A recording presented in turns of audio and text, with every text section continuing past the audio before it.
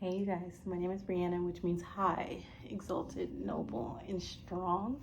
Today I'm making a video about how to get spiritual energy, y'all. Everybody wants this power, everybody wants this energy, and everybody wants to consume what these children of God have, consume this energy that we got, consume this confidence that we got, consume this power that we got, even though a lot of times we don't care about all that.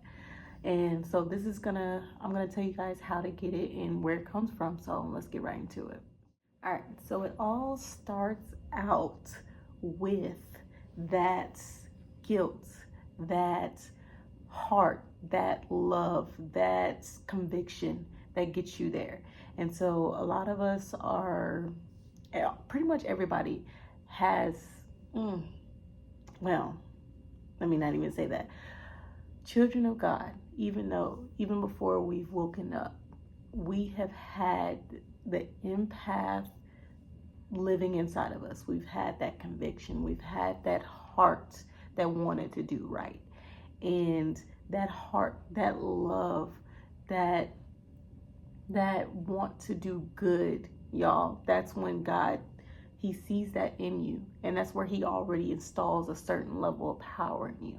Matthew 13 that I read earlier today also says that there's children for God and there's children for the devil. So y'all, we're all here for a reason, and basically there's no middle line. He only says there's children for him and there's children for him. There's no middle line. There's no lukewarm. There's none of that, y'all. From there, when you take it from already being empathetic towards people, being able to put yourself in other people's shoes, being able to care about people on another level to where it hurts you when other people hurt. You feel that much for people. That gives, God installs in you already a certain level of power because he sees how special you are, y'all. So really, he gives you these powers for others. He gives you that spiritual power so you can help and do better for others. It's not for you. It's not for your own benefit. You're just using it just to have this spiritual power. It's not for that, y'all. That's not what it's about. It's always for somebody else. And so once you wake up and you start doing your research and you start seeing things for what they truly are, you see within the spiritual realm more than you see within the worldly realm. That's when it becomes stronger and stronger. And the closer that you get to God, the more stronger and stronger you get. And I must say that the closer that you get to God, the more your light will shine, and the more that you will get weird to people in the world because they don't understand it. And so it's like a thing where being spiritually dead is so true. Being dead is so true. And I don't know if you guys have ever seen like those people atheist people who don't believe in God.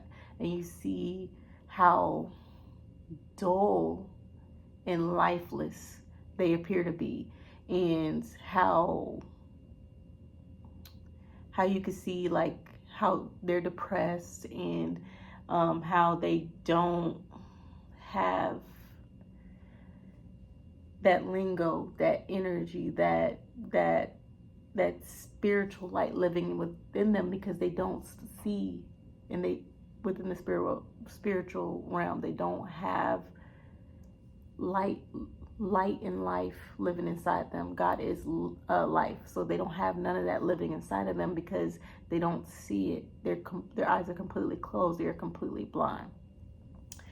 And so people like us who really believe in that and really see that, God just keeps filling us more and more with that spiritual energy, and we're just getting brighter and brighter to the world. And I notice that people really do see it in us. It's really like walking through darkness with a lamp. So basically what I really am trying to say is the level of spiritual energy comes from the level of work you do for the Lord. And I know that, for example, Moses, when Moses was leading the Israelites, away from Egypt, the more he was getting closer to God, like this man would go on top of the mountain and fast for 40 days and 40 nights. This man, when he would come back from talking to God, his face, like he was so spiritually lit up that his face was glowing, and it scared the rest of the Israelites. Also, people don't understand that people who've woken up, that it does get really, really hard for us. And it makes sense that it gets hard for us because we're really out here to help other people. We're out here being put in the trenches just like Jesus was, to help other people.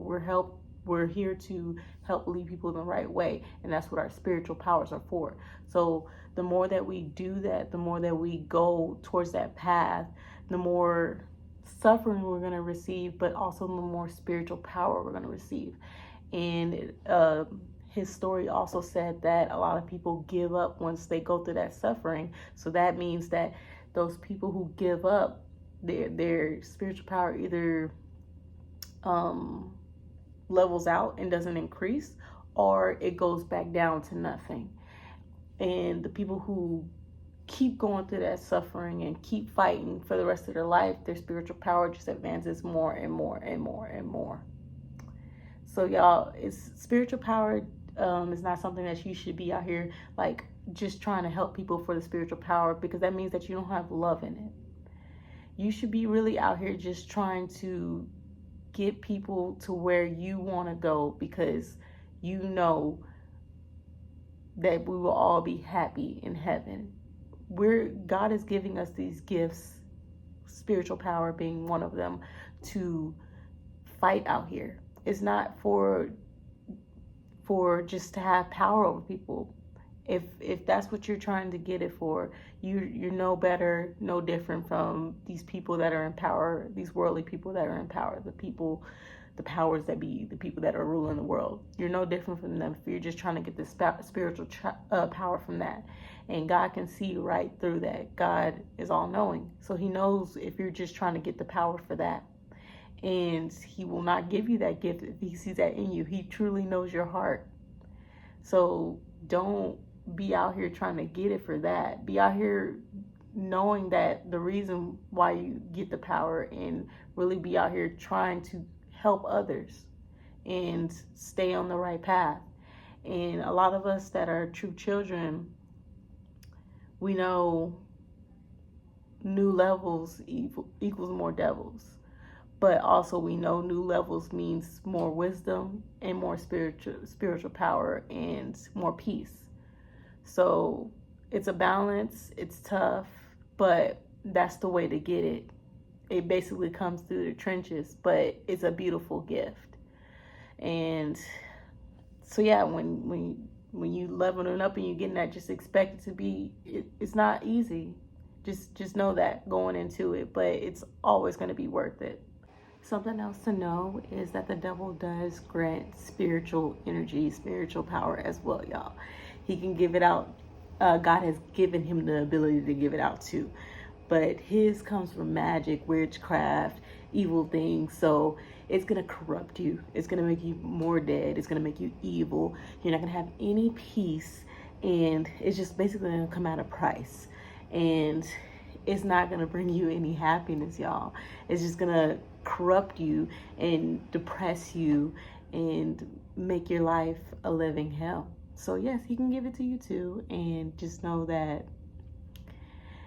everything that God gives you to you, and everything that is every gift that God gives you is a beautiful, life-changing, peaceful gift that's going to elevate you. Anything that the devil gives you is going to corrupt you and make your life a living hell, basically. And yeah, y'all, read Matthew 13. I just read that. It was very eye-opening for me. I was reading the Old Testament, and I stopped at Deuteronomy, and I just wanted to go to the New Testament so I can relate a bit more. I've already read Matthew before, but I just want to read the New Testament. Maybe I'll do like one chapter New Testament, then Old Testament, New Testament. But I feel like it's equally important to read both, because I feel like the Old Testament is basically like our history. That's how our roots, how we started, true roots. Like it's like going and industry.com or something. But I wanted to read the New Testament so I can really get to know Jesus' story and stuff like that while I'm awoke. The time I read it, I did have that time, a time where I changed for a certain amount of time, but I was not woke, and I feel woke this time, and I'm reading it with a different set of eyes. So yeah, Matthew 13 is a good chapter to read. I mean, all of them are, but Matthew period, I'm just enjoying the chapter period. I learned so much in each chapter that I'm just like, oh my gosh, it's a lot of information that I'm gonna have to go back to the beginning of the chapter and write what the Spirit told me in my own words, so I can have some notes to go back to. But yeah, that's all I have to say, y'all. Be in this for the right reasons, and you will receive your palace, your prize at the end. I'll see you guys in the next one. Peace.